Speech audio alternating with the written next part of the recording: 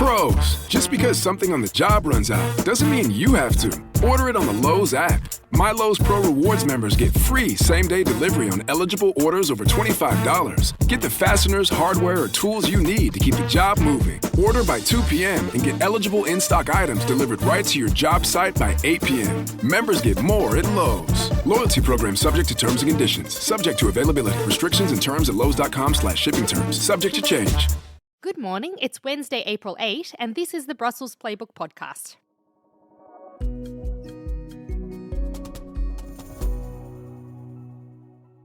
The vibe in Brussels today is watchful as Donald Trump issues a stark threat to Iran. And also on the pod, Hungary's election campaign is getting even more dirty. And Australia wants Europe to follow its lead on social media use for kids. I'm Zoya Sheftalovich, and with me today is Ian Wishart. Hey, Ian. Morning, Zoya. It's been quite a wild ride over the last few hours. It was quite a jolt to see the US president do a social media post yesterday afternoon saying a whole civilization will die tonight. It's quite sobering, isn't it? It is a bit sobering, not quite the light-hearted, good vibes that we're used to on this pod, but sometimes you got to roll with the punches. Take the rough with the smooth, yeah. Well, it's been a really interesting story, Ian, because this has been ratcheting up over the last few weeks as this war has been heating up. Trump has posted increasingly on Truth Social with frustration as EU leaders and other leaders around the world haven't done what he has wanted them to do and help him in this war. The latest threat came in response to Iran continuing to keep the Strait of Hormuz closed. And he basically said over the weekend that there was going to be action. He gave Iran this Tuesday, 2 a.m. Wednesday time, Brussels deadline to unblock the Strait of Hormuz, or he would do something drastic. I was just stunned yesterday when, his social media post came through, just how quiet the reaction was in Brussels and around Europe. Do you think this is a deliberate strategy, or do you think they just don't know what to say anymore? I think everyone has sort of absorbed the idea, which a few people have said, which is that you should take Donald Trump seriously, but not literally. And so they're not taking him literally. I was doing the ring around yesterday afternoon. We wanted to run a story with EU reactions because you and I both, we read that Truth Social post and we were both pretty shocked. So I rang a few people, some of my colleagues rang people, and the general kind of line that came out in those phone calls was no comment. And then the other line that we heard was, look, if we start reacting to everything that Trump says that's so bombastic, we would just be doing this every single day, and they're just watching and waiting. There was a reaction over the Easter weekend, wasn't there, from Antonio Costa, the European Council president, and I think he went further than actually I've seen any European official or even leader go, certainly since the start of the attacks on Iran, in calling out Trump for what he's doing. Yeah, this was on Monday, so there has been a general kind of avoidance of doing anything that might get people into Trump's crosshairs. And when I've been speaking with people around town, the general vibe is, we don't want to get noticed by Trump because that way is how you get. Well, we've seen what Trump has done with Starmer. Once one of the friendliest leaders he had in Western Europe anyway, and now he's completely gone the other way because Starmer, the British Prime Minister, didn't want to join in as fully as Starmer as Trump wanted to in the Iran attacks. Yeah, so no one wants to be at the bottom of a pylon with Trump kind of sicking his MAGA allies on you. So there has been a general sense of like, okay, well, we're just going to stay quiet. Also because we can't actually do anything, change anything. And we don't know if Trump is going to do anything. That's the bottom line. Isn't history watching, though? Well, yeah, I mean, you and I are watching and we're writing the first draft of history, apparently. So I guess so. But I think the general thing that the EU has learned is that you've got to just see what Trump is going to do, not what he says. And it's happened repeatedly, these threats against Greenland. I was going to say, actually, I was really, really interested in one of the press conferences he did over the weekend. Trump he brought Greenland back again and saying, NATO's not there for me. I wanted Greenland and they wouldn't let me have it. We thought that issue had been solved and clearly it hasn't been. Clearly it's still wrangling with him. And that's all part of the same thing. And how Europe and Europe's leaders reacted to the Greenland threats perhaps is playing into what they're doing now, just really staying quiet. Yeah, but the irony of those Greenland threats is that what Trump said he wanted when he started saber-rattling about Greenland was for the EU and for NATO allies to do more to protect Arctic territories from China and Russia. And when they said they would indeed do that, he then got very mad and was saying that, they're being very mean to him and not letting him have Greenland. And I think here what Trump wants is for Iran to unblock the Strait of Hormuz, ostensibly. That's what he said. But then at the same time, he said, EU countries, this isn't our problem, it's your problem. We don't get our oil from the Gulf. Speaking of NATO, the Secretary General Mark Rutte is meeting Trump today. There's a limit to how much he can do, isn't there? Well, this is the thing. I mean, Mark Rutte has played this kind of good cop, charming guy who swans in and sweet talks Donald Trump into backing off of the edge. I should say this visit was pre-planned. This wasn't sort of a sudden No, this visit. isn't like a dash to stop Trump bombing. No, this was a pre-planned, pre-scheduled visit, but the timing is extremely apt.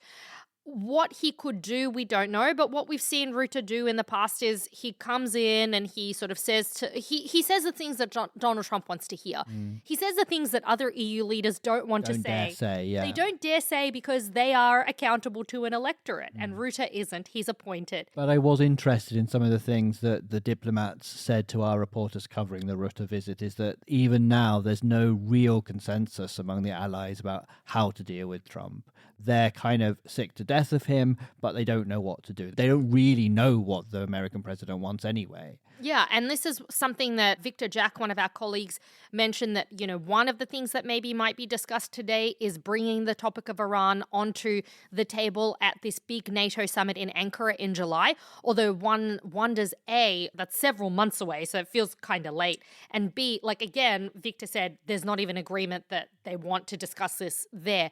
Because, of course, the problem is that the US is a key NATO ally. And I think everyone's a little bit afraid of what Trump might do. I mean, he's threatened increasingly to pull out of NATO. Marco Rubio, he echoed those threats. So it's a tough time at the moment in that NATO alliance. I mean, we talked yesterday about the inability sometimes of the EU to talk as one on foreign policy, and perhaps that's another reason for their silence. And at least Mark Rutte, as the face of NATO, has a little bit more leeway to actually use his personal authority and personal charisma to actually talk to Donald Trump face to face. Yeah, maybe they could play some golf.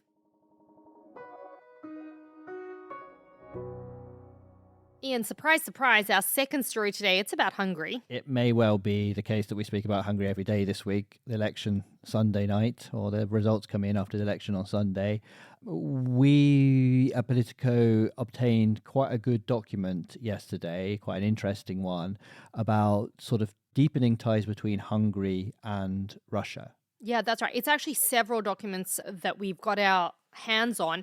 And basically what those documents are, the main one is a 12-point plan to expand cooperation between Budapest and Moscow, and it's really wide-ranging. And before you go on, it's really important, I think, to point out that Viktor Orbán's relationship with Putin and relationship with Russia has been a really big topic in this election. That's right. This is the Hungarian election has sort of been... Essentially, the campaign is one of which direction does Hungary want to go in? It's been a case of Hungary is walking down the road towards the Kremlin and away from the EU. And we've got two leaders who are vying for power, Peter Magyar and Viktor Orbán, one of whom seems intent to continue down that path and get closer and closer to the Kremlin, and the other who is giving signals, though hasn't full-heartedly committed, to coming back towards that EU path. We'll talk about Magyar in a minute because we've got a big profile of him out today. But just to go back to these documents, this is from a meeting between a representative of Hungary and Russia in December. But I think you were explaining to me last night that this is sort of an annual meeting between these two governments, is that right? Yeah, it's this cooperation commission that happens every year or so. This was from the 16th one, so it's been going on for a long time.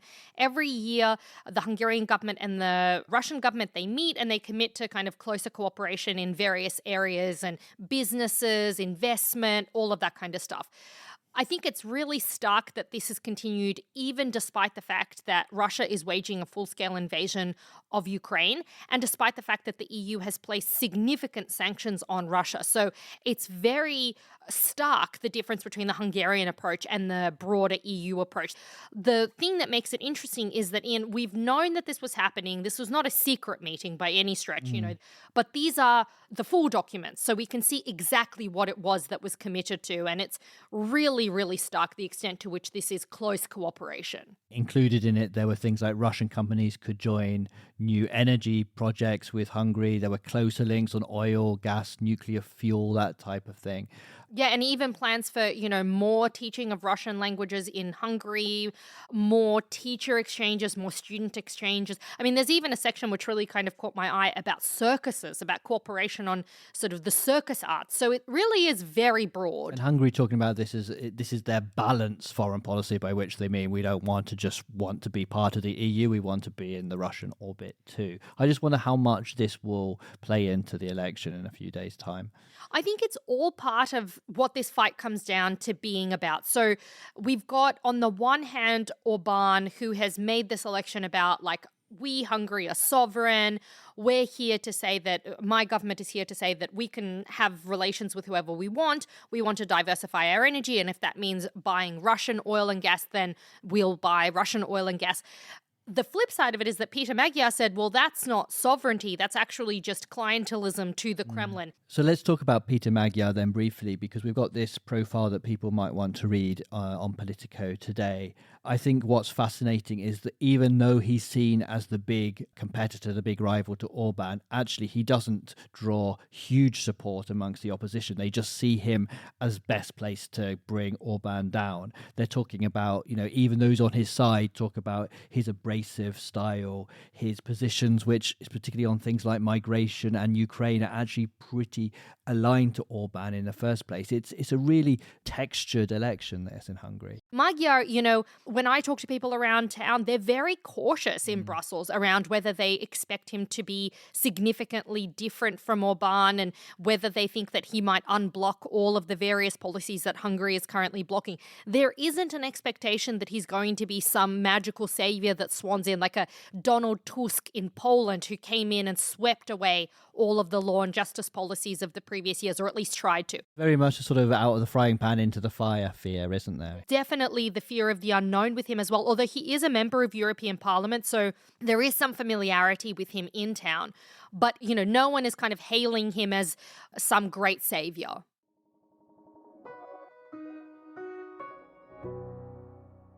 Hey, in our last story, we're heading to Australia, down under.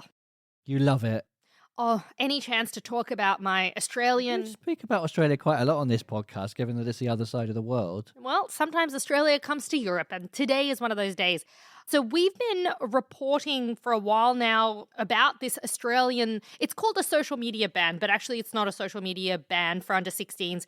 Just Australia has implemented this rule saying that if you're under 16, you can't sign up to a social media platform. Okay, is it working? No. What a surprise. And the problem is that the social media platforms, they're not being particularly cooperative, the Australian government claims. It's being quite difficult to actually keep kids away from social media, again, because it's not a ban, it's just kind of an account ban. So they want the EU's help, don't they? Because they think EU can help regulate big tech. Yeah, and there is this sense in Australia that, okay, we can try do this, but the tech platforms aren't going to change unless big bad Brussels gets involved. So that's what they want. And we've had Australia's envoy to the EU come into the Politico Angus offices. Campbell, do you know him? I do know him. Yeah, well, there's a shock. Yeah, everyone in Australia knows each other, don't you know? He's probably my cousin. So he came into our office and he said that Australia is moving from the carrot to the stick when it comes to the social media ban. But he says these penalties aren't going to be enough to make big tech actually change its ways. So they want global pressure. And he said, come on, Brussels, let's actually get our shit together and work. It's a big thing that people have known for a long time, that actually what the EU can do to regulate is often replicated around the world. So it's not a surprise that Australia wants to come here and try to persuade the EU to do the same. Well, while we wait for the EU, there are some EU countries that are already doing it. France is out in front on this one, so we'll see where else that momentum starts building.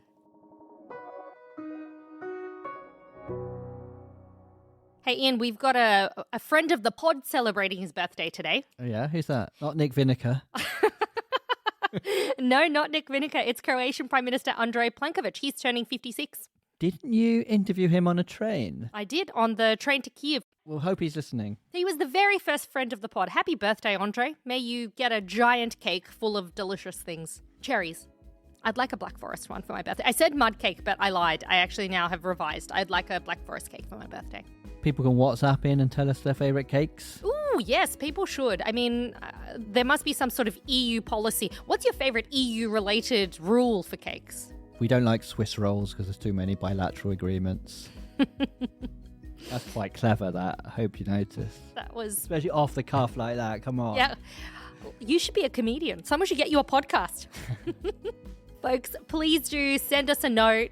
Let us know what cakes you like. Give us a rating. And I think that's all for today, Zoya. We'll be back tomorrow. See you, folks.